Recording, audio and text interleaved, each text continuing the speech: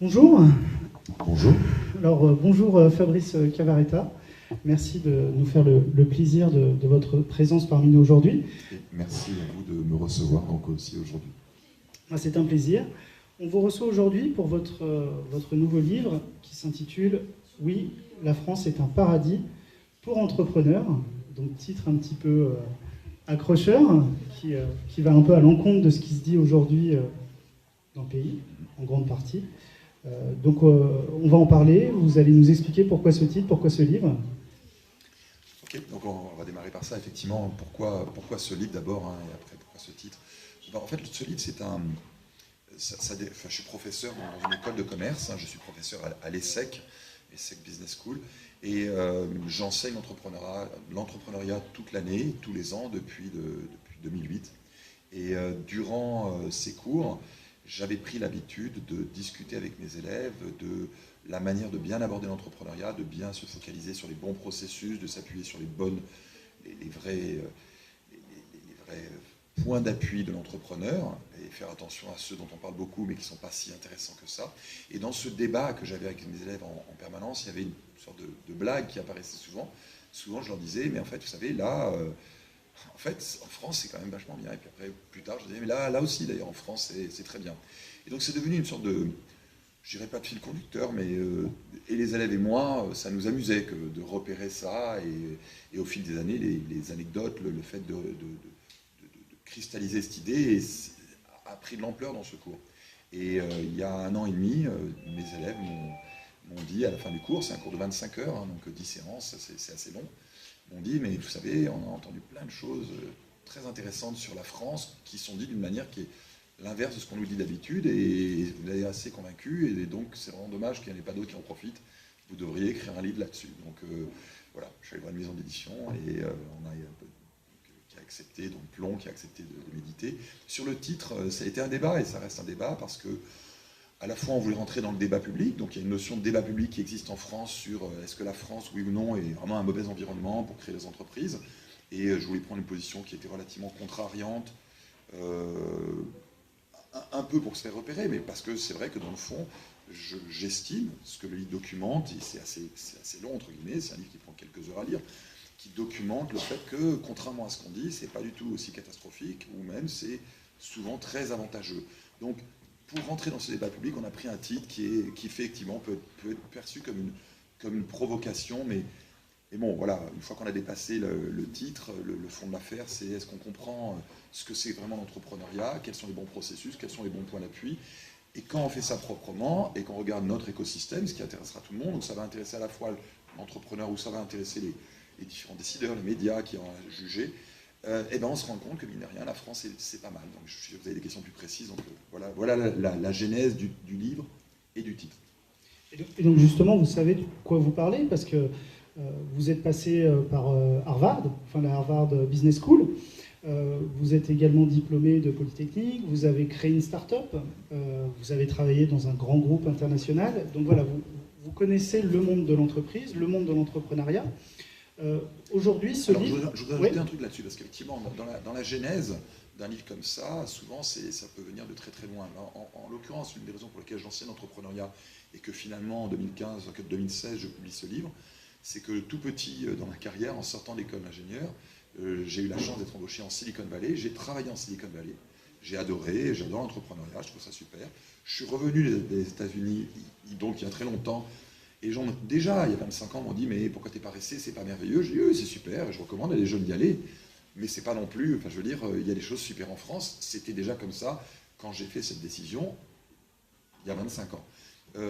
Et en 1990, j'ai aussi fait une levée de fonds aux États-Unis pour une boîte high-tech. Donc vraiment, à une époque, 90, c'est vraiment une époque où il n'y avait pas grand monde à Paris qui faisait des levées de fonds dans la high-tech.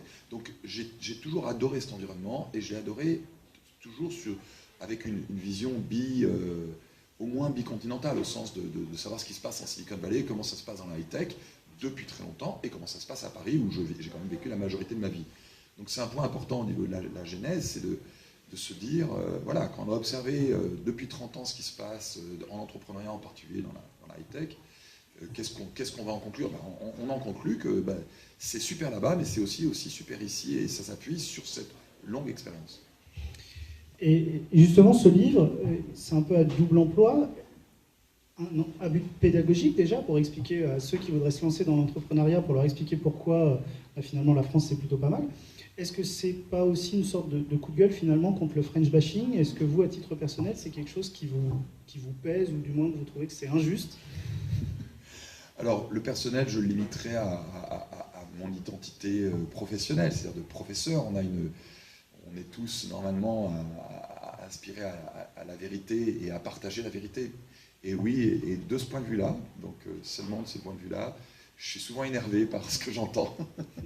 Donc c'est pas. Non mais donc je vais élaborer, c'est qu'effectivement, je trouve qu'on entend beaucoup de contre-vérités. Je parle là d'un point de vue du technicien de l'entrepreneuriat, du technicien de l'économie. On entend pas mal de contre-vérités, et en tant que professeur, ça m'énerve.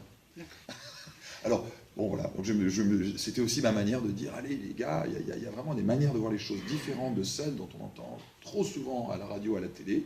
Alors il y a des raisons objectives qu'on va sûrement discuter, pourquoi on préfère parler des choses négativement ou de manière contrefactuelle, mais ouais, ça me touche, mais voilà, disons que ça me touche juste en tant que technicien de la chose. D'accord.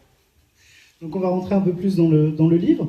Donc dès le début, vous faites une différence de taille au niveau des entrepreneurs.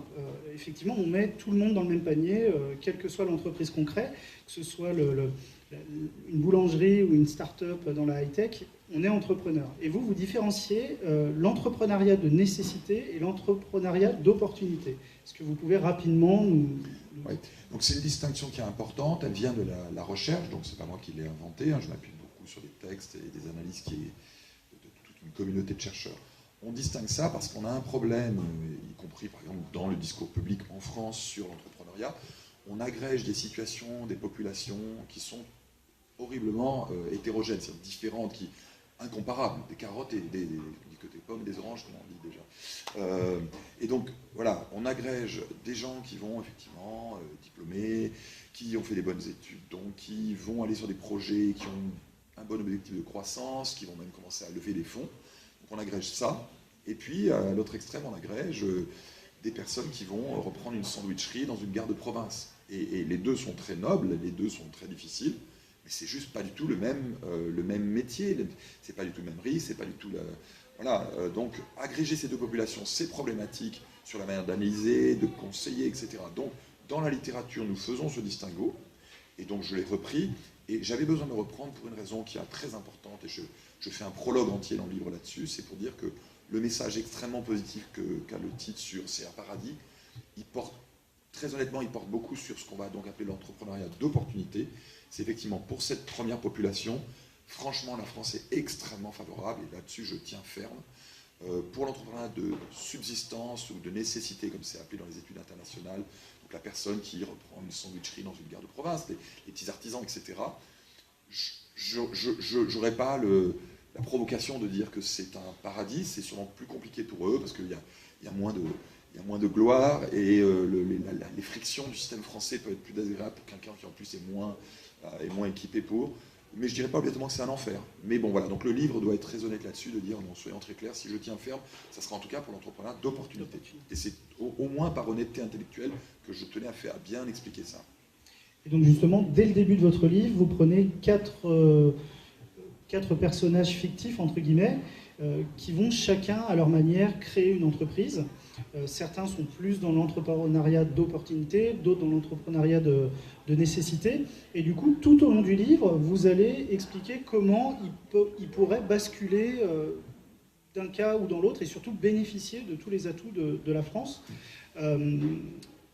Et notamment, vous parlez de méthodes pour se lancer dans l'entrepreneuriat.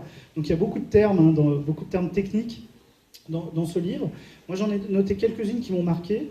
Vous parlez du lean, de la méthode agile, du bootstrapping et enfin de l'effectuation. Donc dit comme ça, c'est des mots peut-être un peu barbares. Est-ce que vous pouvez très rapidement nous parler de ces 4 méthodes Alors, point important, c'est un débat qu'on a souvent sur la question de la technicité du livre. Est-ce que c'est un livre technique, est-ce que c'est un livre polémique? Alors, c'est entre guillemets tout à la fois. Et j'insiste sur une chose, je pense que la population française a vocation, dans une fraction importante, à être entrepreneur un jour. Donc moi, j'adore l'entrepreneuriat, et je crois qu'il n'y a pas grand monde, hormis certains rêveurs, qui pourraient dire non, l'entrepreneuriat, c'est un petit truc dans un coin pour quelques gars. Je crois que non, pas du tout. Une bonne partie de la population française aura ou devrait être confrontée à un moment à l'entrepreneuriat. Et si ce n'est pas eux-mêmes directement, je pense qu'une bonne partie eux-mêmes vont être entrepreneurs ou au moins avoir envie. Si ce n'est pas vous, en tout cas, ça sera votre fils ou votre fille ou votre femme ou votre sœur. Okay, donc, je suis toujours en train de répondre à votre question sur les termes techniques. Il ne faut pas que les gens se disent l'entrepreneuriat c'est mal, un truc de patron, ça c'est faux. Il ne faut pas que les gens se disent ah oui, l'entrepreneuriat, ça c'est faux aussi. Il faut que les gens se disent l'entrepreneuriat ça peut m'arriver, ça peut arriver au changement d'environnement, donc c'est pas mal de le comprendre. Et c'est bien de le comprendre de la bonne manière, pas pour faire de la technique de technique, là c'est pas du tout un bouquin de business plan qui vous explique la checklist des trucs, c'est pas du tout. Mais de comprendre par exemple sur des grandes questions, est-ce que l'entrepreneuriat c'est avoir une grande idée, faire un grand business plan, ce qui voudrait dire avoir un certain... Voilà. Ou un entrepreneur, c'est quelqu'un qui connaît un matériau. Et répondre à cette question-là, c'est important pour beaucoup de monde. C'est pas juste important pour le petit start-upper dans un coin. Donc c'est pour ça que je passe une partie du livre au démarrage à expliquer ces choses-là, parce que c'est important pour tout le monde. C'est publié chez Plomb, mais néanmoins c'est important pour tout le monde. Donc effectivement, là je mentionne 4 techniques, certaines qui viennent d'il y a longtemps. Le bootstrapping, ça voulait dire, à l'époque on disait bootstrapping, ça voulait dire essayez de démarrer avec très peu, gagner tout de suite de l'argent et que vous rentrez dans une sorte de spirale positive. Ça fait allusion au fait que quand on fait du ski nautique ou de la planche à voile, il faut réussir à sortir de l'eau. On bootstrap. Okay, à l'époque un peu plus moderne, donc il y a le bootstrapping, Lean, qui vous ont capturé l'imagination, l'effectuation et la méthode agile. Et la méthode agile. Donc Lean et agile, ça veut dire la même chose, et l'effectuation, c'est la quatrième. Lean et agile, c'est une méthode plus récente qui date des années 2000, où on dit une chose qui a toujours été vraie, mais ça a été cristallisé dans la littérature, qui est qu'il faut faire lean, agile, ça veut dire maigre, et on retombe sur la même idée que bootstrapping, c'est débrouillez-vous pour monter votre entreprise avec ce que vous avez en main, et surtout faites des protos, testez si le client veut, faites des protos, testez. Donc passez moins de temps à avoir des idées un peu farfelues, et puis demander à PowerPoint et Excel de vous raconter le truc, et après là, aller voir des investisseurs, passez moins de temps à faire ça, et passez plus de temps avec pas obligatoirement beaucoup d'argent, à tester des produits que vous faites réellement. Donc choisissez vos projets au regard du fait que vous êtes capable de les faire. Et le dernier thème technique, l'effectuation, c'est effectivement une théorie qui dit que ça a été étudié, les bons entrepreneurs font ça. Donc là pour le coup, on sait, ça a été étudié, on sait qu'ils font avec ce qu'ils ont, avec qui ils connaissent, beaucoup plus qu'avec PowerPoint et une levée de fonds. Ce qui est la caricature de l'entrepreneuriat que l'on voit beaucoup trop actuellement. C'est vrai qu'aujourd'hui, quand on pense entrepreneuriat, on a l'impression que c'est une montagne infranchissable, qu'il va falloir trouver des capitaux, monter des business plans, enfin voilà. On pense tout de suite à toute la machine qu'il y a derrière, alors qu'avec ces termes-là, en fait, finalement, il faut commencer petit, commencer à gagner du réseau, gagner un petit peu d'argent et grossir petit à petit. J'ai l'impression, aujourd'hui, le mal de l'entrepreneuriat français, c'est pas de vouloir être trop gros, trop vite, et de manière souvent caricaturale, dans beaucoup de dimensions. Alors, c'est marrant, parce que vous avez mentionné l'histoire des 4 personnages. Les 4 personnages sont importants. Au démarrage, normalement, ce livre s'adresse, comme je le dis très honnêtement, à l'entrepreneur d'opportunité. Donc, j'aurais pu ne pas m'embêter m'embêter au sens d'écriture, avec des personnages qui seraient des entrepreneurs de nécessité.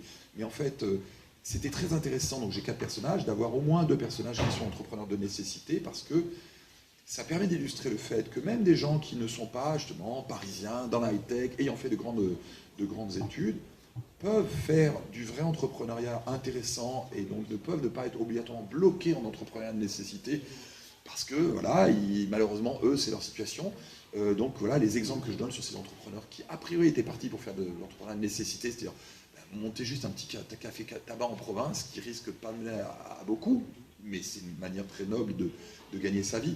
Et donc, je veux dire, même eux, voilà, j'ai le personnage Michel, 50 ans, en province, voudrait faire un café tabac, et je dis à ce personnage fictif, Michel, vous pouvez faire ça, mais vous pouvez aussi vous dire que vous êtes dans une région, je l'ai mis à Brive-la-Gaillarde, vous pouvez travailler sur des produits régionaux, donc vous avez l'avantage du terroir français, vous pouvez travailler sur le solaire, il y a beaucoup d'aides qui viennent par EDF sur le solaire, vous pouvez travailler sur le bâti et le tourisme et la culture et les Anglais qui veulent prendre leur retraite ou les Danois qui veulent acheter leur maison.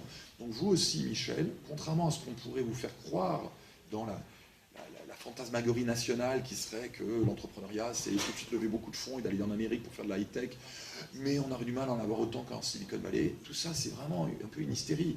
l'entrepreneuriat, c'est des choses assez solides que l'on peut faire quand... Voilà, donc le Michel en question, s'il connaît des gens qui font du saucisson de qualité dans sa région, il ferait bien de leur parler et de commencer à voir si on ne pourrait pas essayer de faire ce produit, le vendre à l'international avec une marque, peut-être se faire aider par des gens qui savent faire l'international. Et donc, une des conclusions marrantes du livre, à la fin, c'est de voir que ce personnage-là devrait collaborer avec un autre personnage qui a fait une grande école.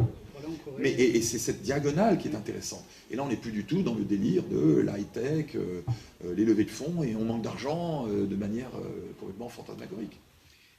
Et d'où vient-elle cette hystérie collective qui dit qu'aujourd'hui, l'entrepreneuriat, il faut de l'argent Voilà, vous le dites dans votre livre, la recherche de capital, on a l'impression que c'est souvent le premier frein que les gens se posent ou prennent comme prétexte pour la création d'une entreprise ou la non-création. Et pour vous, c'est un facteur d'hygiène, le capital.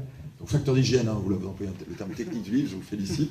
Donc, ce qu'on appelle facteur d'hygiène, hein, donc pour les gens qui n'ont pas encore lu le livre, c'est l'idée qu'il y a des facteurs dans la vie qui sont importants, mais ce n'est pas la peine d'en rajouter à un moment. On appelle ça facteur d'hygiène. Pourquoi? Ça vient de la théorie sur la motivation. Il y a plein de choses qui vont vous motiver, mais bon, vous n'en avez pas besoin de trop. Hein, c'est comme le sel, vous en avez besoin dans votre repas. Si vous en mettez trop, c'est trop. Ou la douche, il vaut mieux se doucher. Si vous douchez une fois par semaine, c'est bien. Vous douchez une fois par jour, c'est probablement mieux. Et 3 fois par jour, c'est pas la peine d'en rajouter. Donc, l'argent, effectivement, en utilisant ce modèle mental, l'argent, en fait, quand on y réfléchit bien, c'est un facteur d'hygiène entrepreneurial. C'est que ça va être utile à certains moments, mais c'est ni la motivation profonde, ni le driver, ça joue un rôle qui est en fait beaucoup plus modeste que l'on le raconte. Alors votre question, étonnamment, votre question, je ne l'adresse pas énormément. J'adresse une autre question, c'est pourquoi diable on dit que la France est si mauvaise, alors que moi je dis, mais en fait elle est si bonne. Ça, j'adresse peu cette question de pourquoi il y a une hystérie sur l'argent. Et c'est une bonne question. C'est vraiment une conjonction de choses. Je vais vous les dire comme ça, j'ai pas eu le temps.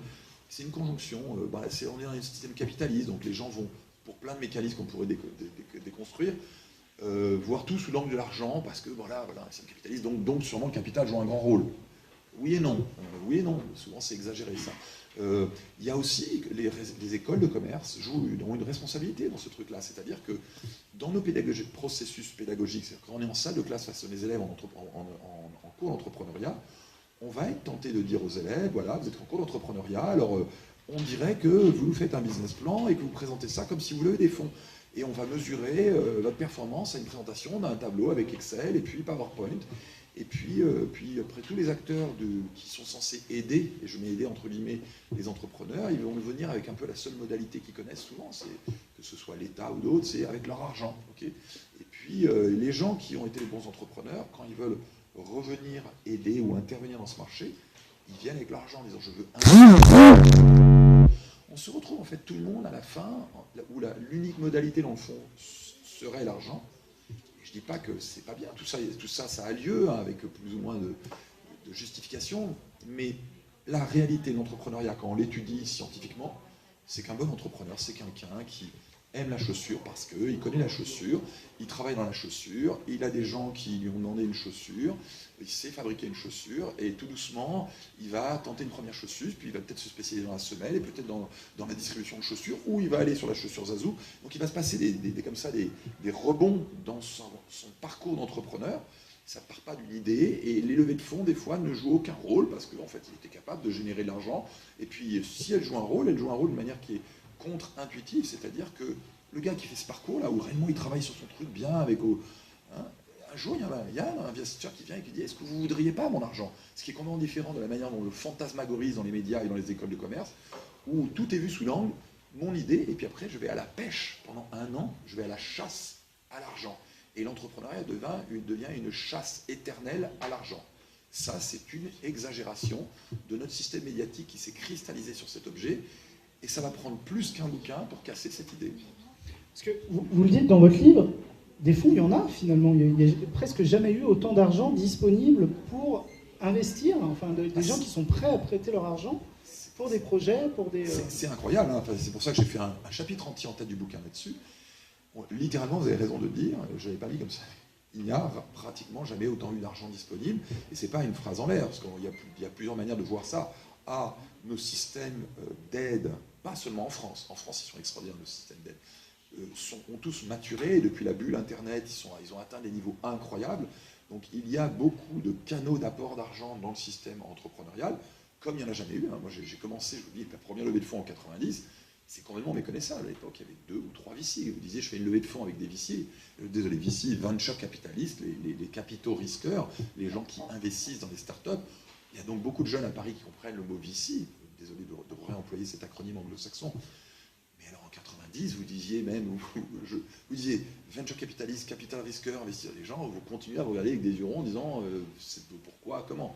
Donc ce système-là n'a jamais été aussi fort. Et puis autre chose, dans l'économie globale, et on en voit les symptômes, par exemple, sur le fait d'avoir des taux d'intérêt négatifs, il y a beaucoup d'argent, parce qu'il y a d'énormes endroits, il y a beaucoup d'endroits où ils créent d'énormes sommes d'argent, et l'argent, en fait, au niveau macroéconomique global, a un petit peu du mal à trouver des endroits où se placer en étant rentable. Donc c'est pour ça d'ailleurs que les taux d'intérêt deviennent proches de zéro ou négatifs, c'est qu'il y a plus d'argent que de projets. Donc quand un projet trouve, quand une somme d'argent trouve un projet, eh ben, il n'est pas tellement rémunéré, parce que de toute façon, ce n'est pas cet argent, c'est cet argent qu'on va prendre.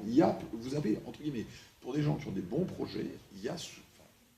Je ne veux pas mettre la pression ou mettre la honte à des gens qui ont du mal à lever, parce que ça arrive, y compris à des gens très bien. Okay, mais enfin, en gros, voilà, la plupart des projets bien, ils n'ont pas de problème à lever des fonds. Après, c'est subjectif, savoir ce qu'on appelle un projet bien. Ce qui est important, c'est le projet, effectivement. Mais je lisais encore hier qu'aujourd'hui, c'est presque plus intéressant pour un investisseur d'investir dans une PME ou dans une start-up que d'aller acheter des actions d'un gros groupe. C'est vrai ou pas tant que ça? Ça, vous disiez ça où? Non, mais vous n'êtes pas obligé de dénoncer quelqu'un, c'est pas la question, d'accord. Dans un journal, par exemple.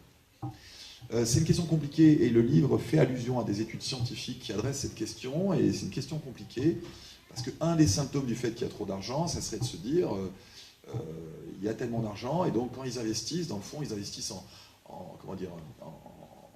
étant de moins en moins efficaces, parce qu'ils sont prêts à prendre n'importe quel deal. Donc en fait, ils vont prendre des deals qui ne sont pas très bons, parce qu'il y a beaucoup d'argent qui cherche très peu de deals de très bonne qualité. Et si c'est comme ça que ça se passe, ce qu'on va donc observer, c'est qu'en fait, la rentabilité, quand l'argent s'investit dans les startups, elle n'est pas très bonne, parce qu'ils ont pris un peu n'importe quel deal. Donc moi, je cite, et je renvoie toujours aux études, qui sont des grandes études internationales. Je cite beaucoup l'OCDE, la Banque mondiale. Là, sur votre question, je cite la Kauffman Foundation, qui est la plus grande fondation américaine sur l'entrepreneuriat, sur des gens qui adorent l'entrepreneuriat. C'est un monsieur qui est mort et qui a donné 1 milliard sur l'entrepreneuriat. Donc je vous assure qu'ils ne sont pas là pour dire du mal de l'entrepreneuriat. Ils ont publié un papier il y a 4-5 ans. Ils ont dit, on va vous trahir un grand secret. Le rendement des investisseurs en capital risque aux États-Unis sur les 15 dernières années est de 0. C'est-à-dire qu'ils disent, il y a des cas où on gagne pas mal, on va parler de ces cas-là, mais il y en a beaucoup qui ont bu la tasse parce qu'il y a tellement d'argent qu'il se passe plein de choses pas très, pas très logiques, entre autres, parce qu'il y a tellement d'argent que... Donc oui, le rendement, alors c'est pas pour faire peur, hein, je pense qu'investir son argent dans une nouvelle entreprise, c'est quelque chose de bien, il faut avoir envie, tout ce qu'on va appeler les angels, donc les gens qui disent, moi j'aimerais aider les entreprises, donc je vais essayer de trouver les... Il faut le faire, c'est une bonne idée, il ne faut pas céder à l'hystérie. Il ne faut pas que les gens... Une des formes d'hystérie, si je peux me permettre, c'est les gens qui disent je veux absolument aider les startups, et en plus je voudrais payer moins d'impôts, donc il y a des fonds qui me permettraient de payer moins d'impôts en étant des startups, donc je donne aveuglément à ces fonds, et ces fonds font un travail plus ou moins bien, comme par exemple quand on avait des lois de défiscalisation dans les résidences secondaires en Guadeloupe, ou je ne sais plus dans quel dom-tom. À la fin, le rendement n'était pas bon parce que c'était l'argent qui était allé là-bas sans trop savoir ce qui se passait. Donc on peut avoir ça un peu en start-up. Donc mon message, je vous en prie, continuez à investir dans les start-up. Mais voilà, la start-up, autant je dis l'entrepreneur doit toucher son produit, autant je dis l'investisseur doit savoir sur qui il investit. Et là, merci d'avance à tout investisseur qui trouve de bons entrepreneurs en qui il croit et qui l'investit. Ça, c'est super, il n'y a pas à discuter. Et parmi eux, il y en a qui perdront l'argent, il y en a qui gagneront. Mais ça, c'est super. Il y a plein d'autres canaux où il y a un petit peu une sorte de gros tuyau, on se demande ce qui se passe. Et justement, dans votre livre, il y a quelques anecdotes de très gros groupes aujourd'hui, notamment aux États-Unis, qui n'ont pas réussi à trouver de fonds initialement, ou du moins les capital risqueurs, comme vous dites, n'ont pas voulu investir là-dedans. Oui, donc c'est pour ça que je dis que même les meilleurs n'arrivent pas à trouver de l'argent, donc il n'y a pas du tout de honte et ni de critique quand je dis que... Quand on fait allusion au fait qu'il y en a qui n'y arrivent pas et que c'est en général pas parce qu'ils sont mauvais, il y a aussi des très bons qui ne trouvent pas. Et la raison pour laquelle je mentionne, c'est pas autour de ce débat qu'on vient d'avoir, c'est autour d'un autre débat qui est très intéressant, auquel on a fait un peu allusion au début, qui est le débat de est-ce que je peux construire de manière rationnelle mon entreprise en ayant un plan, et je peux défendre l'idée, etc. Et en fait, ça, j'insiste beaucoup, non, c'est infondé.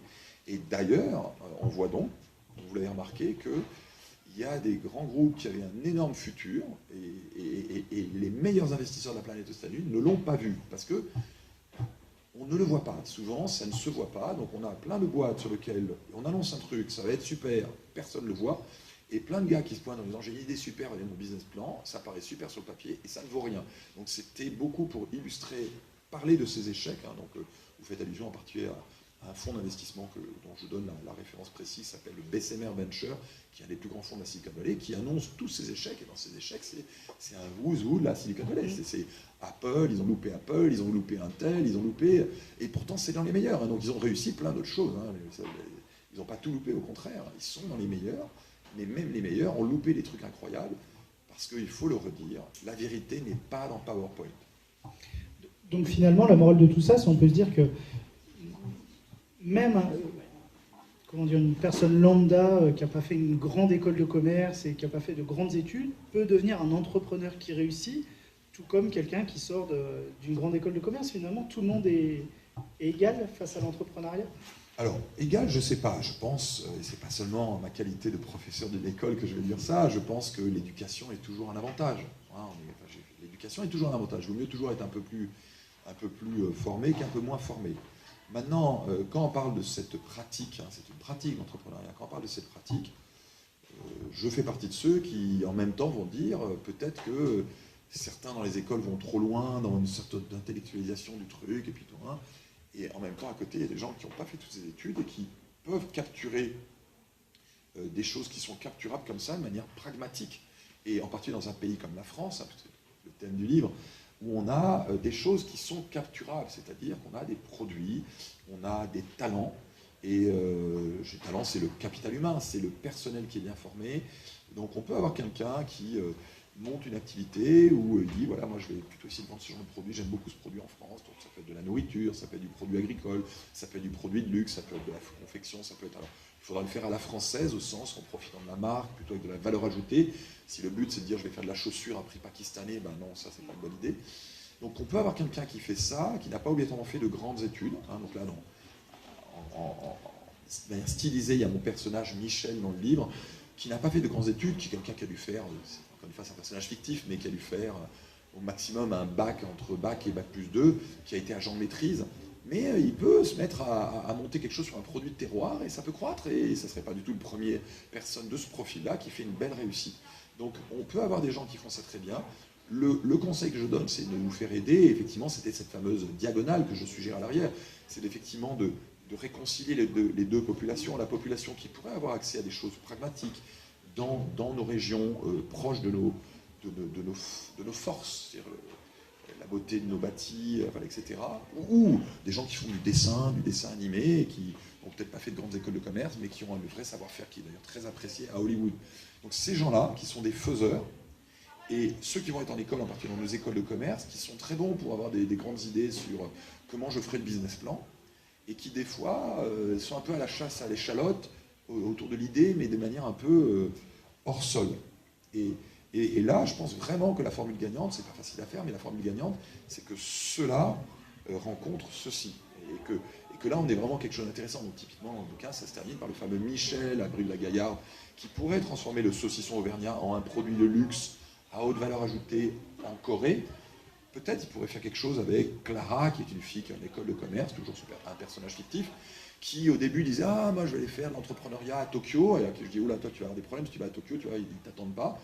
Et puis même en France, pour l'instant, alors tu vas pouvoir faire des choses, mais le mieux c'est de trouver un ancrage. Et donc par exemple, si Clara connaît Michel parce que c'est son oncle ou son parrain, peut-être que Clara et Michel, ils peuvent faire un tandem incroyable, parce que Clara, elle sait faire, elle a été à l'international, elle peut aider Michel et dire écoute, voilà, moi je vais aller à Tokyo, on va faire les premières ventes, je vais trouver un partenaire, elle sait faire ça. Et puis maintenant, elle est ancrée sur un produit, et c'est l'avantage de la France, c'est que il n'y a pas beaucoup de pays au monde où on a tous ces éléments, toutes ces briques de base sur lesquelles, entre guillemets, il ne reste plus qu'une chose à faire, c'est faire le montage, c'est faire le Lego. Donc les fameux clusters d'excellence, hein, donc ça fait partie des atouts pour lesquels, selon vous, la France est un des écosystèmes les plus favorables au monde pour lancer son entreprise. Voilà, vous dites dans votre livre, pour se lancer dans l'entrepreneuriat, c'est bien aussi de choisir le bon secteur d'activité et essayer de surfer sur des éléments qui sont propres à un pays ou à une région sur lesquels on va pouvoir surfer. Et pour la France, vous citez le luxe, l'énergie, l'agroalimentaire, l'armement, le tourisme, la santé, les médias, le patrimoine national. Tout ça qui est représenté par la marque France, enfin la marque France est réputée sur ces éléments-là. Ça veut dire que pour d'autres secteurs d'activité, ça va être plus compliqué parce que tout le monde ne peut pas forcément se lancer dans l'armement ou dans le nucléaire. Alors, point important, et c'est marrant parce que comme vous les avez agrégés, et dans le cas, ils n'étaient pas agrégés. Non mais c'est intéressant parce que je n'avais pas réfléchi au fait que ça avait un avantage de la manière dont je les avais... Pour moi, c'était un peu analytique, c'est un peu comme un professeur, mais c'est bien deux dimensions. Il y a une dimension des éléments, ce que je vais appeler les facteurs.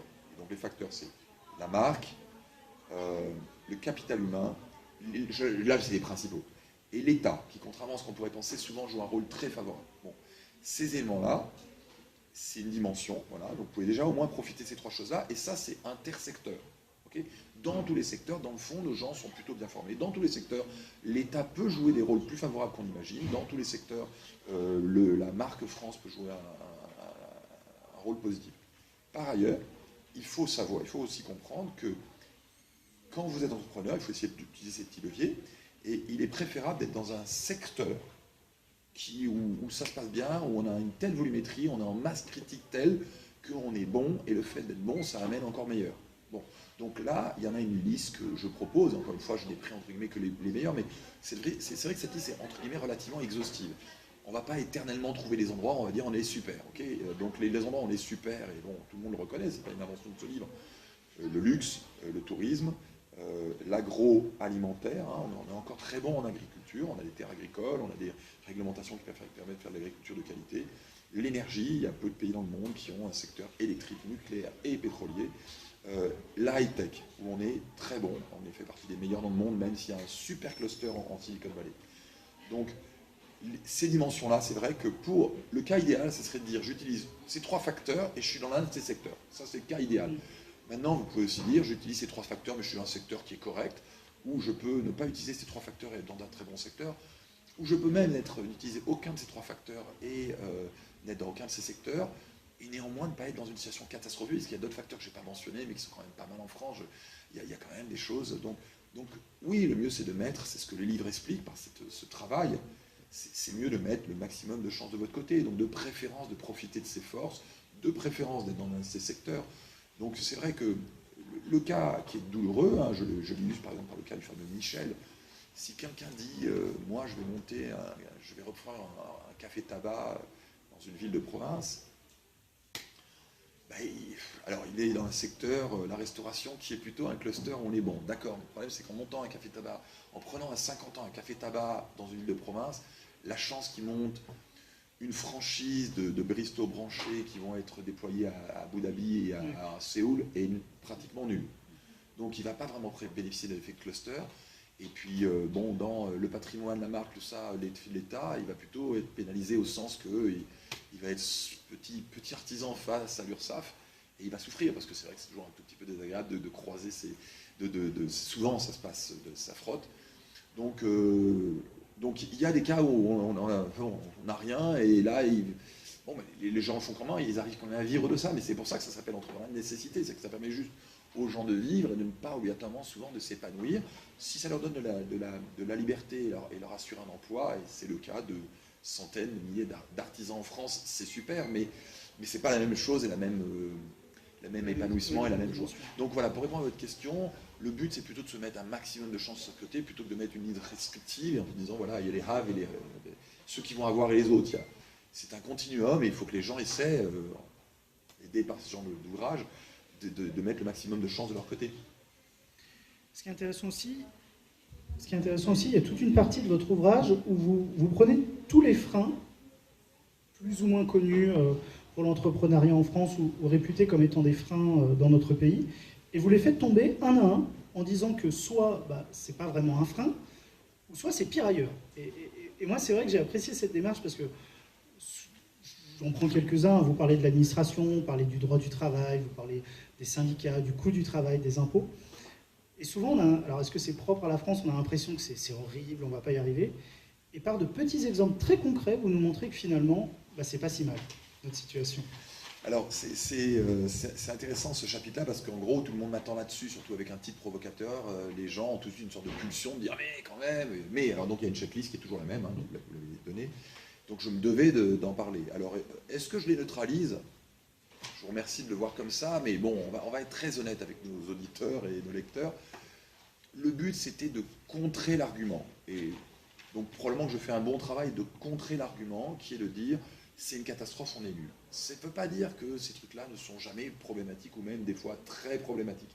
Il y a des cas que je mentionne par honnêteté intellectuelle, je peux en mentionner un. C'est vrai qu'on a une difficulté, par exemple, au fait de pouvoir licencier en France. Et je ne veux pas rentrer dans un débat actuel qui est que trop actuel. Le livre n'est pas censé être dans l'actualité plus que ça, sur une loi qui est en discussion. C'est vrai que pour l'entrepreneur, ça peut jouer un rôle, le fait qu'il a peur de licencier. Donc là, on a le chapitre droit du travail. Bon, après, le problème, c'est qu'il y a tout un débat qui est de nature économique, macroéconomique. C'est pas, moi je suis un bouquin de management, de nature macroéconomique, qui est de dire, si on autorisait tous les entrepreneurs à licencier, ce qui aurait un avantage, je reconnais, ça aurait un avantage, c'est que certaines personnes hésiteraient moins à embaucher, oui, d'accord, mais pour tous ceux qui vont moins hésiter à embaucher, il y a peut-être certains qui vont par contre débaucher de manière telle que l'impact, je ne porte pas de jugement en valeur, l'impact macroéconomique est problématique. Donc moi je ne rentre pas du tout là-dedans, il y a plein de bouquins d'économie qui discutent de ce truc-là. Donc je reconnais qu'il y a des trucs qui sont problématiques. Donc ce que je voulais faire, néanmoins, comme vous l'avez lu, c'est que je voulais que les gens comprennent que la litanie, c'est probablement plus une litanie quasi automatique, et comme vous l'avez dit, qui est quelque chose de propre à la France à un niveau beaucoup plus élevé que seulement la question de l'entrepreneuriat. Il est démontré, je donne la référence dans mon ouvrage, par des économistes, que la France a une particularité, c'est que quand on met la France ou les Français, la population française, dans une situation donnée objective, donc là on mesure les facteurs, voilà votre niveau de santé, voilà votre niveau de salaire, et qu'on mesure leur niveau de bonheur, en France, pour une situation donnée, on va se retrouver là, alors que les mêmes dans d'autres pays, enfin les mêmes facteurs dans d'autres pays, les gens se retrouveraient ici. Donc ceci c'est documenté, les études sont faites beaucoup mieux que très bien par des gens spécialisés, je vous y renvoie. Donc ça c'est un truc à savoir, on a cette particularité. Donc dans mon domaine qui m'intéresse, je voulais montrer aux gens que ceux qui ont l'habitude de se flageller, qui soufflent un coup et se disent peut-être pas tant que ça, quoi. Ou c'est peut-être pas tant un problème que ça, ou bon, d'accord, c'est un problème, mais ailleurs ça serait peut-être même pire. Je veux dire par là que l'entrepreneuriat n'est pas une promenade de campagne, je le dis comme ça dans le livre, ce n'est pas une promenade de campagne. Si vous allez au Brésil ou à Moscou, vous aurez des problèmes avec les mafias. Si vous allez à New York, vous aurez des problèmes avec les avocats. Si vous êtes en France, vous allez entendre des problèmes avec l'URSSAF. Bon, voilà. Et lequel est le pire? De vous à moi, hein, c'est la blague. Ceux qui se plaignent de l'URSSAF, ce sont des gens qui n'ont pas encore croisé un avocat new-yorkais. Oui, vous prenez justement cet exemple où on peut se plaindre des indemnités prud'homales, où on a peur justement d'y aller. Mais vous dites, mais aux États-Unis, licencier quelqu'un, ça peut se finir justement avec une bataille d'avocats à coût de 500 € l'heure, je crois, 500 $ l'heure, et ça peut se finir à plusieurs millions d'indemnités. Les gens parlent d'insécurité juridique en France, et je vois bien que mes camarades, je dis camarades parce que j'ai été entrepreneur, hein, donc j'ai beaucoup d'amis entrepreneurs de cette période, mes camarades, des fois, disent c'est compliqué, on a ce risque, surtout s'ils sont petits. Dès qu'ils sont un peu plus gros, ils ont un directeur financier, un directeur administratif qui s'en occupe, c'est un peu moins problématique. Mais donc ils disent insécurité juridique. Donc le livre dit, bon, insécurité juridique, d'accord, mais laissez-moi vous proposer à votre réflexion la situation suivante. En Californie, peut-être que vous pouvez, comme des cow-boys, licencier un peu plus facilement qu'en France, peut-être. Néanmoins, en Californie, les tribunaux donnent priorité à l'employé par défaut, et ça c'est documenté. Alors, est-ce qu'ils le donnent autant que nos prud'hommes? C'est pas une spécialité, mais par contre, je peux vous dire que c'est un fait. Ils donnent priorité aux employés. Deuxième chose qui est un fait absolument, c'est que si un employé gagne en Californie contre sa boîte, il ne va pas gagner 10 mois, il va gagner en millions. Donc vous pouvez vraiment avoir une boîte qui se fait mettre à genoux par une situation juridique. Donc je voulais faire réfléchir les gens autour de dire peut-être que c'est vrai, vous avez une boîte de 10 personnes, quand vous avez un prud'homme, si le prud'homme monte à 15 mois, ça vous fait très drôle. Ok, donc acte, mais par contre, et vous avez pas mal de chances d'avoir un prud'homme, et une chance encore assez élevée que le prud'homme se passe pas très très bien pour vous. Quand vous êtes en Californie, toutes ces chances-là sont plus basses, mais quand vous perdez beaucoup. Donc où est le risque? C'est ça. Et le risque, pour les spécialistes, c'est des risques assez équivalents. Vous avez pas mal de chances d'avoir un truc relativement douloureux. En Californie, vous avez moins de chances d'avoir un truc, mais vraiment très désagréable. Donc voilà, je voulais mettre une sorte de mise en perspective pour que les gens, pour aider l'entrepreneuriat français, les médias, les politiques, à se dire, bon, il faut qu'on souffle un peu et qu'on arrête de jouer au français en la matière. On n'est absolument pas les pires, nos entrepreneurs ne sont absolument pas dans la pire des situations. Ils sont dans des situations qui ne sont pas agréables, mais je le redis, l'entrepreneuriat n'est pas une promenade de campagne, ce n'est pas un problème français. Si les gens croient que monter un pub à Glasgow, c'est une promenade de campagne, s'ils croient que monter une exploitation agricole du côté de Sao Paulo, c'est une promenade de campagne, ou qui se croient que monter une start-up à Paris, c'est une promenade de campagne, ce n'est nulle part une promenade de campagne. Donc, quand les gens vont se mettre à souffrir, ils vont me dire, voyez, je souffre là. Je leur dis, ben voilà, vous souffrez là, parce qu'en France, on va souffrir sur l'administration, mais l'administration française a un avantage, c'est qu'elle vous borde dans beaucoup de domaines. Donc, le même gars en Californie va dire, voilà, je ne souffre pas sur l'administration. Je dis, ah d'accord, mais par contre, vous êtes couvert au niveau des avocats, parce que là, maintenant, quand ça va débouler au niveau des avocats, ça va vous coûter beaucoup plus cher. Donc, c'était donner cette mise en perspective, surtout pour des gens qui sont censés, qui prétendument diraient qu'ils vont partir, pourraient partir, auraient envie de partir.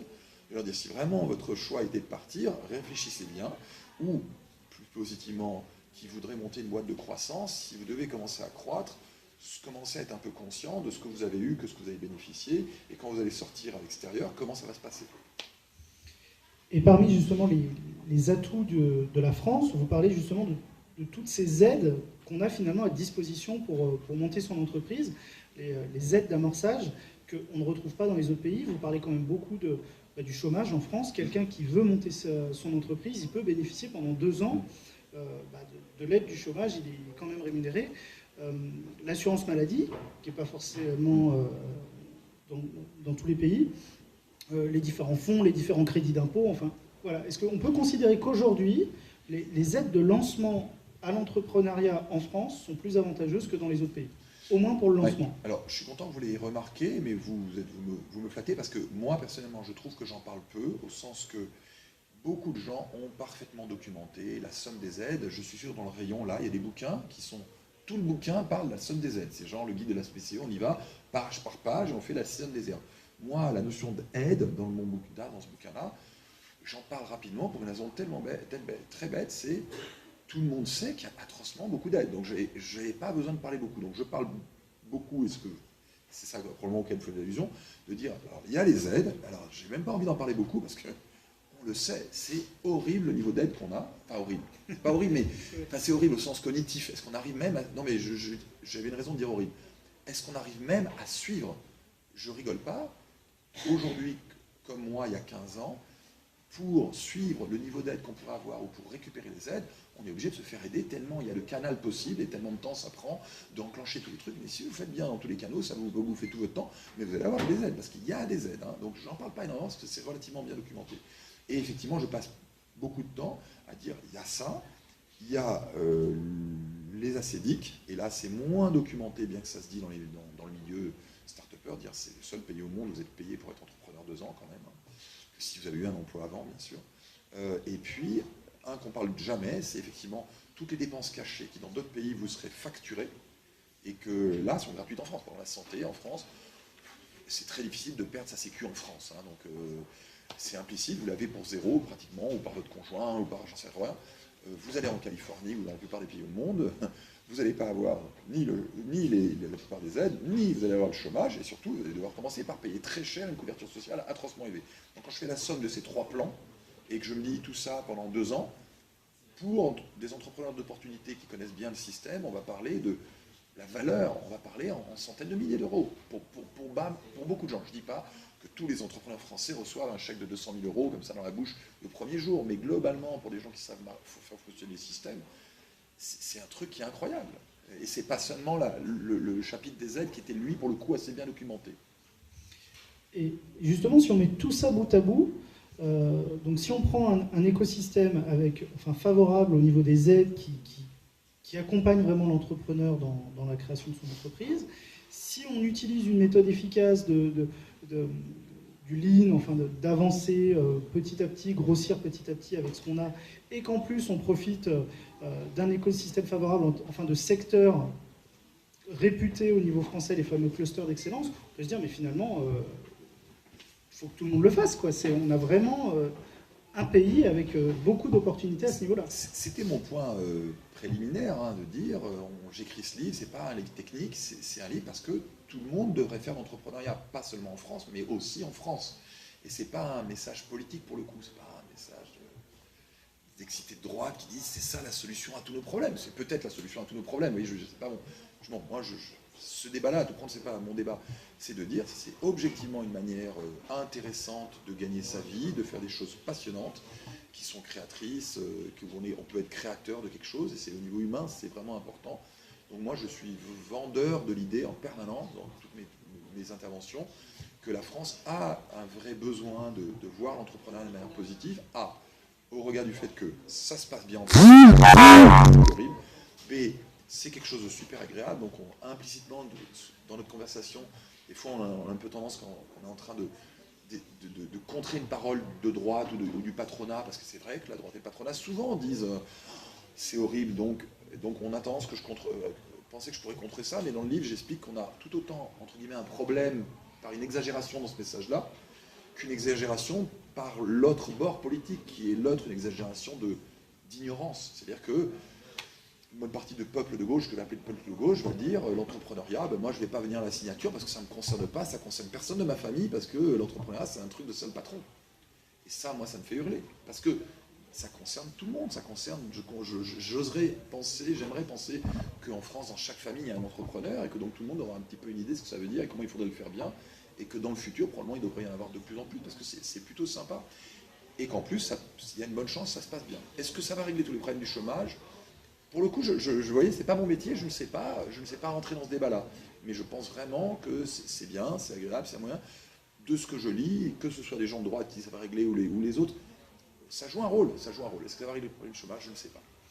Parce que, objectivement, pour quelques entrepreneurs d'opportunités qui réussissent, il y a quand même beaucoup d'entrepreneurs de nécessité qui galèrent ou qui se plantent, malheureusement. Alors, les questions du plantage, pas plantage, c'est à distinguer, et l'interaction de savoir si c'est plus pour l'entrepreneur d'opportunité ou l'entrepreneur de nécessité, c'est compliqué, je n'ai pas la grille en tête. Il faut savoir que dans tous les pays, dans tous les environnements, de toute façon, le taux de gens qui plantent est énorme. C'est un fait. Voilà. C'est un peu comme les mariages. C'est une activité à risque sur laquelle, en ordre de grandeur, à 50%, ça va planter. Une fois qu'on l'a digéré, ça va mieux.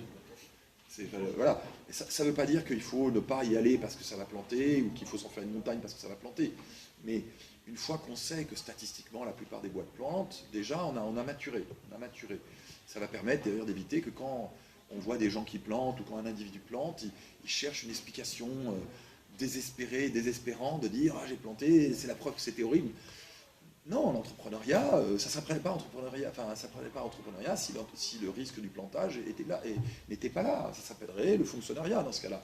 Non mais, donc le taux de plantage est important, fin de l'histoire. Est-ce que les entrepreneurs de nécessité plantent moins que l'entrepreneur d'opportunité ? Je ne crois pas, mais je n'ai pas les grilles en chiffres.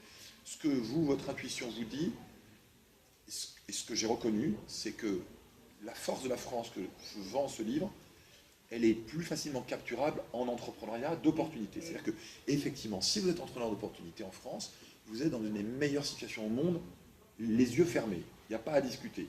Je ne dis pas que c'est obligatoirement la meilleure.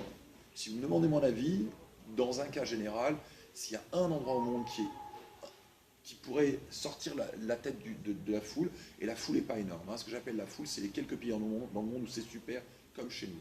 L'Allemagne, l'Angleterre, Israël, ça fait une petite poignée de pays. Dans ce petit groupe de pays où, de manière généralisée, l'entrepreneuriat est très très favorable en opportunité, il y a peut-être les États-Unis qui sortent la tête de l'eau.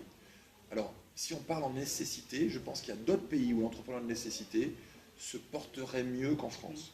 C'est-à-dire qu'on va avoir des pays qui sont peut-être effectivement plus conçus dès leur conception en termes d'identité nationale, de construction administrative, pour le petit commerce moins que les grandes boîtes ou les grandes administrations dans le genre. J'ai en tête des pays comme Singapour, par exemple, où vraiment tout est organisé, y compris sur les flux administratifs, pour que la petite boîte se crée avec une fluidité incroyable. Donc peut-être qu'en entrepreneur de nécessité, il y a quelques autres endroits qui seraient meilleurs que chez nous. Donc Non, l'asymétrie entre l'entrepreneur d'opportunité, le gars de croissance, et le gars de nécessité, la personne de nécessité, les hommes et les femmes, c'est plus que la chance de réussite, de s'éclater, d'avoir vraiment un choix exceptionnel, c'est plus en opportunité. C'est donc pour ça que le livre essaie de montrer, alors que normalement je ne parlais qu'à eux, et c'est de dire, vous aussi qui aurez pu partir en entrepreneuriat de nécessité, lisez quand même le livre, parce que si vous pouvez plutôt vous brancher vers l'entrepreneuriat d'opportunité, et ça c'est une des forces du pays. C'est-à-dire qu'il y a peut-être des pays où c'est fastoche d'être entrepreneur de nécessité plus facilement qu'en France, mais par contre vous n'auriez pas aussi facilement la possibilité de passer de l'autre côté. C'est une des forces de la France, c'est pour ça que je dis que ce n'est pas un enfer d'être entrepreneur de nécessité en France, de ce que je comprends.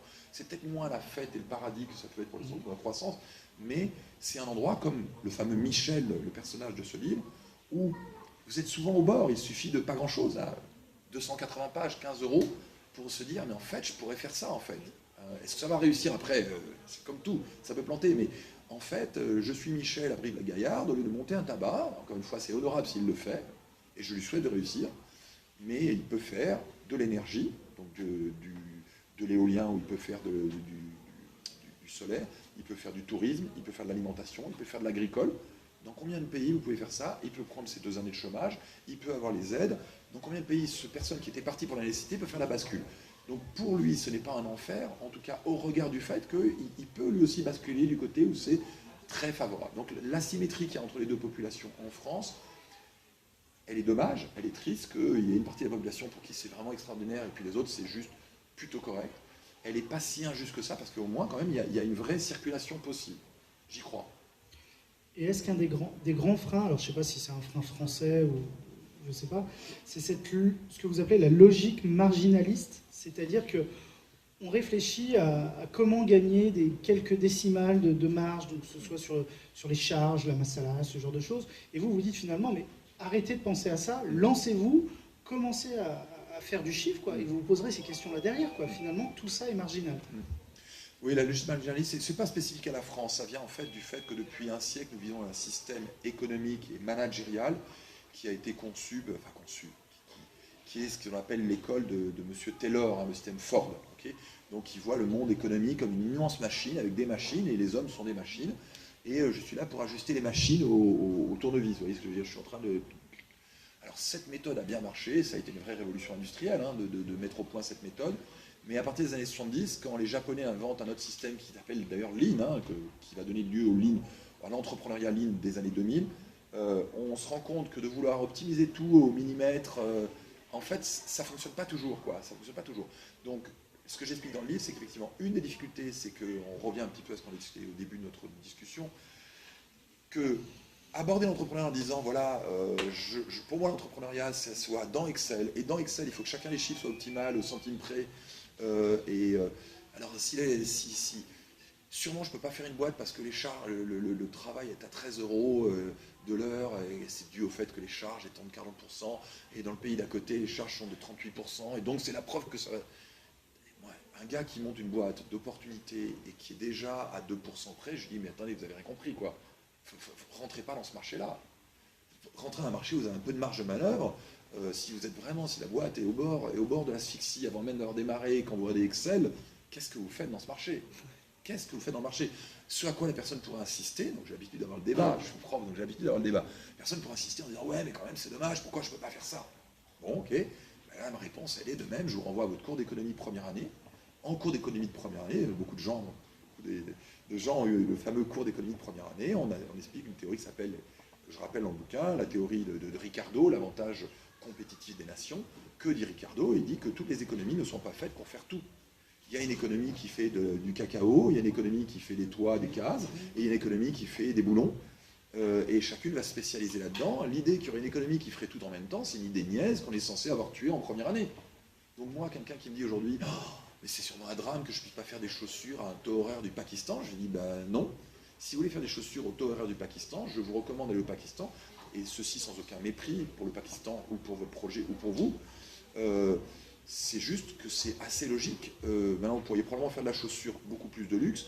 On pourrait débattre sur la zone intermédiaire, et on pourrait débattre au niveau macroéconomique, c'est un débat que je respecte, du fait qu'il y a beaucoup d'entreprises qui sont dans la zone intermédiaire au bord de Là, on est en plus en région lyonnaise, donc on a la région grenobloise, là, Romans à côté, qui sont au bord de l'asphyxie ou qui ont franchi le bord de l'asphyxie depuis quelques décennies.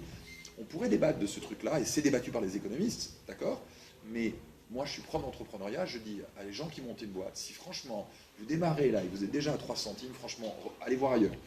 Soit vous essayez de trouver, il faut trouver une astuce pour que vous ayez une marge de manœuvre, que vous disiez, il y a un vrai boost là-dedans. Voilà. Et si vraiment vous voulez faire un truc au quart de poil de centime, optimiser sur les coûts, utilisez les méthodes où les coûts sont les plus bas. Il y a des fois où nous sommes les coûts les plus bas. Par exemple, nos ingénieurs sont souvent très peu chers au niveau international pour une certaine type de... Voilà, il faut trouver ce truc-là. Ou si vraiment vous voulez des trucs qui sont pas chers, de chez pas cher, de chez pas cher, pour les produits pas chers, et ben, par exemple, prenez une boîte comme Parrot, que je cite dans mon ouvrage. Parrot est une très belle réussite française en high-tech, française. Il s'avère que pour fabriquer des produits électroniques grand public de nos jours, c'est pas trivial de trouver l'équation économique en France. Je ne dis pas que c'est impossible, encore une fois, je ne suis pas obligatoirement spécialiste précisément de ce point. Parrot fait donc fabriquer en Asie, ça ne me pose moi pas de difficulté, je ne suis pas contre le fait que les gens doivent partir ou délocaliser. Je ne suis pas là pour défendre la France d'une quelconque manière stupide. Donc moi, ce que fait Parrot me semble intéressant. Ils ont profité de la marque France, ils ont profité des ingénieurs France. Ils font aussi travailler les gens dans les usines asiatiques. Ça me semble superbe. S'ils avaient commencé à dire, évidemment, je ne peux pas faire une boîte dans l'électronique parce que vous savez qu'en France, tout coûte très cher, je leur dis, probablement, si vous abordez le problème comme ça, vous n'avez pas assez réfléchi, vous n'avez pas assez lu les bons bouquins.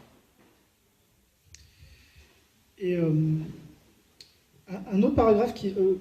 non, juste avant, finalement, est-ce qu'il n'existerait pas une distorsion entre la perception que les Français ont de l'entrepreneuriat ou de tout ce qu'on vient de se dire?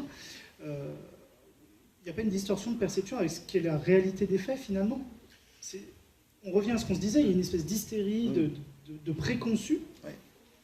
Alors, on a déjà mentionné un premier aspect, c'était l'idée que les Français en général ont ce delta de ressenti par rapport aux facteurs, donc ça c'est un truc qui est documenté en général. On a ça. Un autre truc qu'on revoit qui est lié à ça, qui est très marrant, c'est dans la perception, il y a une sorte de schizophrénie. Et la schizophrénie est que comme en tant que consommateur, on fait des sondages auprès des ménages, vous dites de ménage, comment se porte votre famille? Les gens disent, ah, plutôt bien.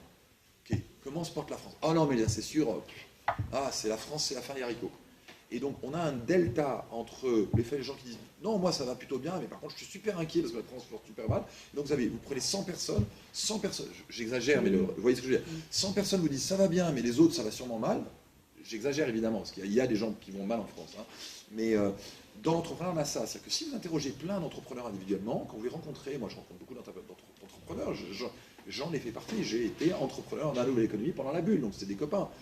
Quand vous discutez avec eux, souvent, ils ne vont jamais vous parler des 35 heures, ils ne vont jamais vous parler des charges, ni rien. Enfin, je suis sérieux.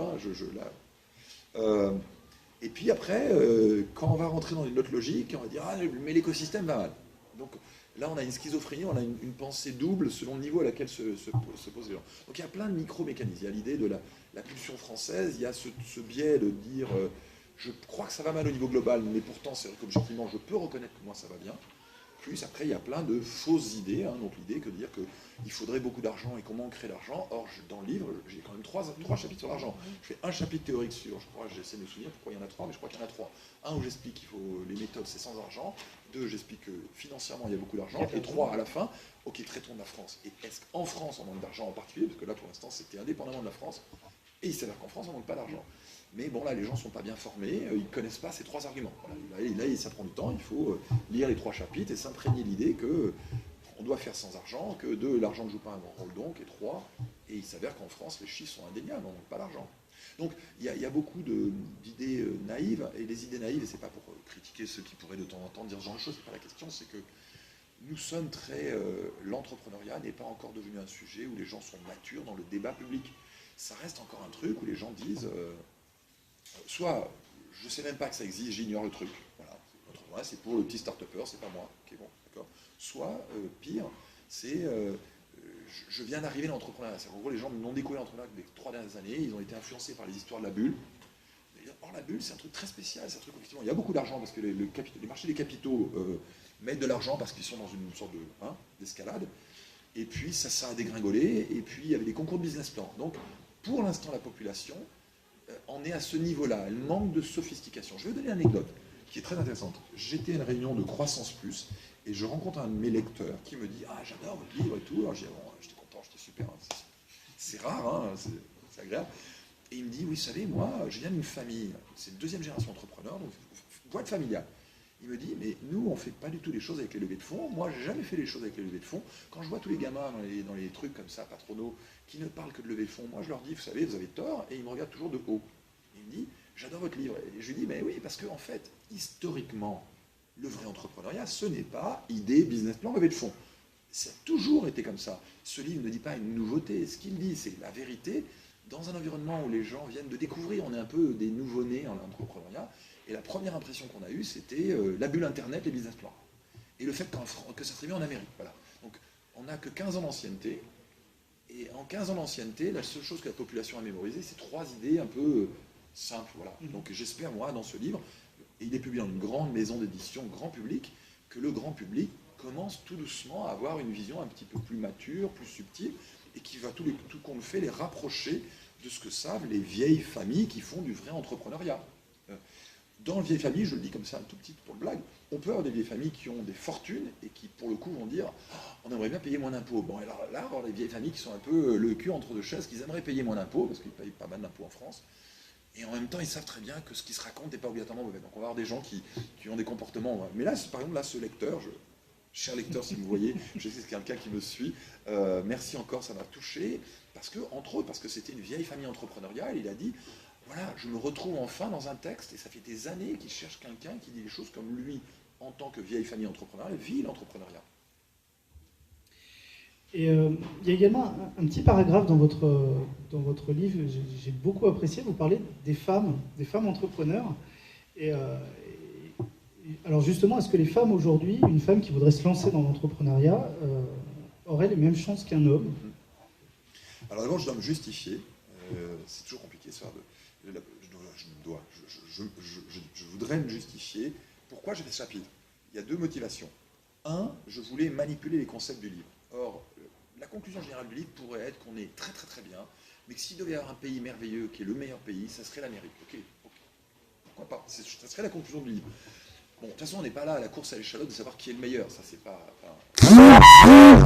Il s'avère que, en fait, la seule chose qui fait que l'Amérique, dans le fond, serait meilleure que nous, c'est parce qu'ils ont un choix de ce qu'on appelle les clusters qui est plus large que la France. Bon, donc c'est pour ça que je leur donnerai la priorité. Bon, de toute façon, on n'a pas envie de jouer au jeu de dire qu'on est les meilleurs. Ok. Maintenant, je voudrais dire une chose sur l'Amérique, c'est que s'il n'y avait pas ça, je ne mettrais pas l'Amérique numéro 1. Pourquoi? Parce que l'Amérique a un gros problème, c'est que c'est très insecure, on est en danger en tant qu'entrepreneur. On n'a pas toutes les aides, on est en danger en termes au niveau social. Donc moi je suis très partagé sur l'Amérique, je leur donne toujours un peu la priorité, sauf dans un cas. Et c'est là où je suis en train d'expliquer pourquoi j'ai parlé de la femme. Parce que si je me remets dans une population particulière, qu'il s'avère, pour des raisons historiques qui sont encore le cas aujourd'hui, les femmes aujourd'hui subissent plus, c'est un fait que je ne trouve pas bien, mais qui est toujours le cas, les femmes ont toujours plus de pression par rapport aux questions de famille, en anticipation d'une maternité à venir, ou parce qu'on a une maternité à gérer, il s'avère que les femmes ont en tout cas long dans leur tête. Okay.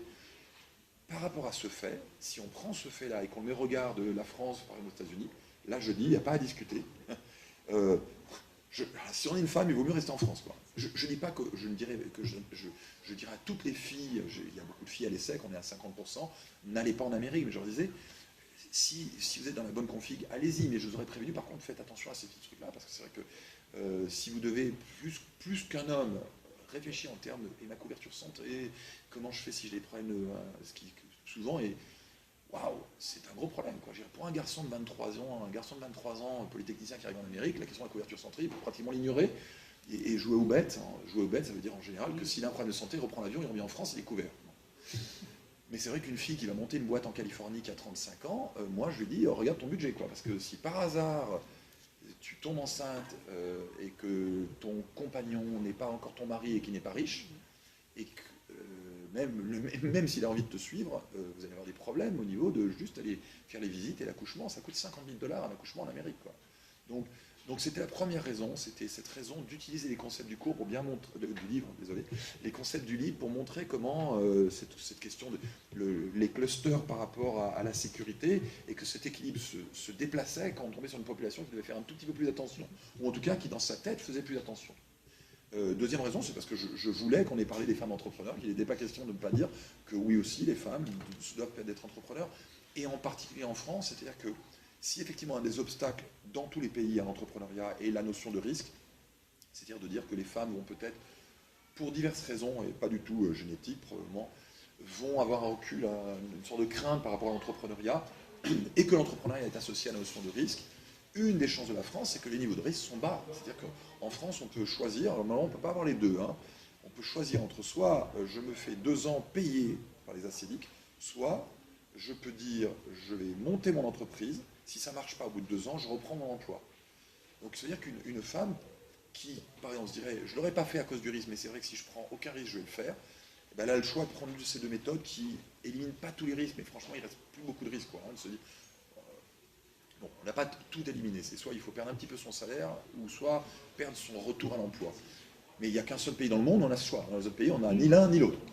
Donc, je voulais dire que, en particulier en France, mesdames, allez-y. Et en plus, beaucoup de nos secteurs d'excellence résonnent bien avec la population féminine.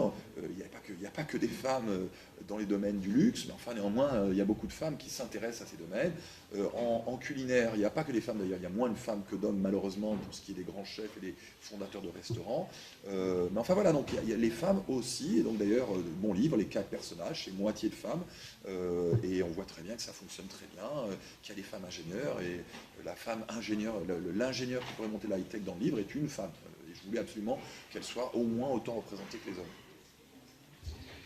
Très bien, donc pour conclure ce petit échange, moi je voulais dire que j'ai beaucoup pris de plaisir à lire ce bouquin, parce que déjà il est très abordable en termes d'explication, c'est vraiment clair, vous prenez les exemples concrets, donc vraiment ça parle tout de suite.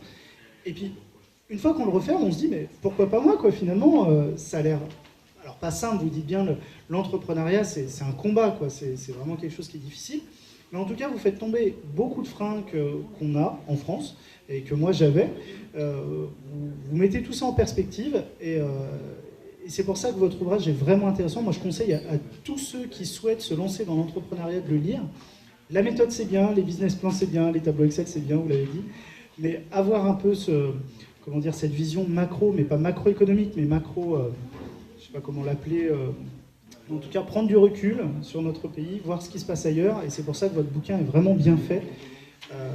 Donc voilà, moi en tout cas j'ai pris beaucoup de plaisir, et j'invite tout le monde à le lire, il est vraiment très intéressant. Donc merci beaucoup pour déjà cet échange, et puis voilà. Je vous remercie beaucoup, et donc je vous remercie de votre interprétation qui est effectivement, le livre n'est pas censé être niais au sens que par miracle on va transformer tout le monde en entrepreneur, mais le livre effectivement est censé habituer les gens à cette idée et à leur faire voir les choses de manière beaucoup plus positive, et à leur permettre de maintenant porter leur regard sur leur environnement et sur les sources d'information pour que, avec beaucoup plus de chance, à un moment, ils puissent capturer leur opportunité, et il y en a beaucoup à faire en France. Très bien. On va s'arrêter là. Merci à tous ceux qui nous ont suivis dans le magasin ou sur Periscope. Et donc cette vidéo sera visible en replay sur différents réseaux. On mettra les... Probablement sur la page du livre de l'ouvrage. Bon, c'est pas la peine que je la donne, si les gens la trouvent, c'est qu'ils l'ont trouvé. Effectivement. Très bien. En tout cas, merci beaucoup.